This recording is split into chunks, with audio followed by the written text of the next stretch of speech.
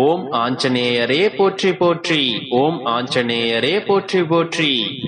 என் அன்பு குழந்தையே, இப்போது நான் இதை கேட்டுக்கொண்டிருக்கும் உன்னோடுதான் பேசிக் கொண்டிருக்கின்றேன். எந்த சந்தேகமும் வேண்டாம். இது உனக்கான வார்த்தைகள் தான்.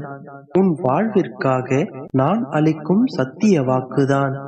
இந்த வார்த்தைகளை நீ கேட்கும் நேரம் உனக்கான சந்தோஷ காலம் சர்வ நிச்சயமாய் ஆரம்பித்து விட்டது. கைவிடப்படுவோமோ என்ற பயத்தினை முதலில் நீ நிறுத்து. சற்று பொறுமையாக இரு. உனக்காக எழுதப்பட்டவை அனைத்தும் உனக்கு நிச்சயமாக வந்து சேரும். ஏனெனில் அதில் உன் பெயர் பொறிக்கப்பட்டிருக்கும். அது வேறொருவரை சென்றடைய சாத்தியமில்லை. ஏனென்றால் அதை எழுதியது மிகச்சிறந்த எழுத்தாளரான அந்த இறைவன். அதை அவ்வளவு எளிதாக யாராலும் மாற்ற இயலாது. மாற்றுவதற்கான சக்தி எந்த மானிடனுக்கும் இல்லை. சோதனையை கொடுத்த இறைவனுக்கு வெற்றியை கொடுக்க ஒரே ஒரு நொடி போதும். எனவே கவலைப்படாமல் இரு. எந்த கணமும் முயற்சியை கைவிடாமல் நம்பிக்கையோடு முயற்சி செய்.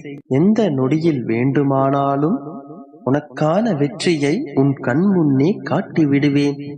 வேகமாக முன்னேற முடியவில்லையே என்று வருத்தப்படாதே. பின்வாங்காமல் முன்னேறி சென்று கொண்டிருக்கிறாய் என்பதை நினைத்து சந்தோஷப்படு. எப்பொழுதும் உன் மனதில் உயர்ந்த எண்ணங்களை வளர்த்துக்கொள். எந்த நொடியிலும் உன்னை நீ தாழ்வாக நினைக்காதே. நீ யாருக்கும் தாழ்ந்தவனில்லை. சொல்ல போனால் உனக்கு நிகரான மனிதன் இவ்வுலகத்தில் பிறக்கவில்லை. எண்ணங்கள் உயர்ந்த இடத்திற்கே அழைத்துச் செல்லும். எனவே எப்பொழுதும் உன்னை நீ உயர்வாகவே நினைத்திரு. உயர்வான எண்ணங்கள் என்றால் மிக உயர்வாகவே இருக்கட்டும். உன்னுடைய எண்ணங்கள் எளிதாக அடைந்துவிட முடியாத இலக்காக இருக்கட்டும். அதை எட்டி பிடிப்பதுதான் உன்னுடைய வேலை. உனக்கு துணையாக இருப்பதுதான் என்னுடைய வேலை. யாராலும் யூகிக்க முடியாத உயரத்தில் இருக்கும் உன்னுடைய எண்ணம்தான் உனக்கு வெற்றியை கொடுக்கும். எனவே பெரிதாக ஆசைப்படு. இப்போது இருக்கும் இந்த நிலைதான் உனக்கு எப்பொழுதும் இருக்கும் என்று ஒரு கணமும் யோசிக்காதே. இது காலம் போடும் கணக்கு. யாரை வேண்டுமானாலும் எப்பொழுதும் உயர்த்தியும் தாழ்த்தியும் காட்டும். அது அந்த காலத்தால் மட்டுமே முடியும். இன்னும் நான் கேட்டது கிடைக்கவில்லை, அந்த இறைவன் எனக்கு கொடுக்க மாட்டாரா என்று குழம்பிக் கொள்வதற்கு ஒன்றும் இல்லை. உள்ளது என்னவோ அதை கொண்டு மகிழ்ச்சியாக இருக்க பழகிக்கொள். இல்லாதது அனைத்தும் இனிமேல் உனக்கு இறைவன் கொடுக்கப் போவது என்று நம்பிக்கையோடு இரு. நீ கேட்பது உனக்கு நிச்சயம் கிடைக்கும். என் அன்பு குழந்தையே, உன்னுடைய கவலைகளும் கஷ்டங்களும் இறுதி கட்டத்தை நெருங்கிவிட்டன. குழந்தையே, உன் மனதில் இருக்கும் ஆசைகளையும் விருப்பங்களையும், நீ எதிர்பார்த்து காத்து கொண்டிருக்கின்ற நல்ல நல்ல விஷயங்களையும் உன் தந்தை நிறைவேற்றி உன் கைகளில் கொடுக்கப் போகின்றேன். உன்னுடைய வாழ்க்கையில் இருக்கும் கவலைகளும் கஷ்டங்களும் சோதனைகளும் அனைத்தையும் உன்னுடைய தந்தை நீக்கப் போகின்றேன். இதுவரை நீ கனவுகளில் கண்ட சந்தோஷமான வாழ்க்கையை இனி நிஜமாக அனுபவிக்கப் போகின்றாய். நீ எதிர்பார்த்த வேலையும் உனக்கான நாளையும் உனக்காக நான் அமைத்துத் தரப்போகின்றேன். இனி நீ சிறப்பாகவும் ஆரோக்கியத்துடனும் அனைத்து செல்வங்களுடனும் சந்தோஷமாகவும் மனமகிழ்ச்சியாகவும் வாழப் போகின்றாய். என் குழந்தையே, இதுவரை நீ அனுபவித்து வந்த வேதனைகளையும் நிகழ்வுகளையும் மறந்துவிடு. இனி நீ அனுபவிக்கப் போகும் சந்தோஷமான வாழ்க்கைக்காக உன் தந்தையிடம் நன்றி சொல்லி நிம்மதியாக உறங்கு. என் நினைவுகளுடன் வாழும் உனக்கு இனி நித்தமும் சந்தோஷம்தான். அதற்காகத்தான் உன்னுடைய தந்தை உன்னுடனே இருக்கின்றேன். என் குழந்தையே, எல்லோருக்கும் நல்லதுதான் நினைக்கின்றேன். யாருக்கும் எந்த தீர்வும் செய்யவில்லை. பழி பாவங்களுக்கு அஞ்சி வாழும் எனக்கு மட்டும் ஏன் இந்த கஷ்டங்கள்? ஏன் எனக்கு மட்டும் இப்படி நடக்கின்றது? தவறு செய்பவர்கள் அனைவரும் சந்தோஷமாக வாழ்கின்றார்களே.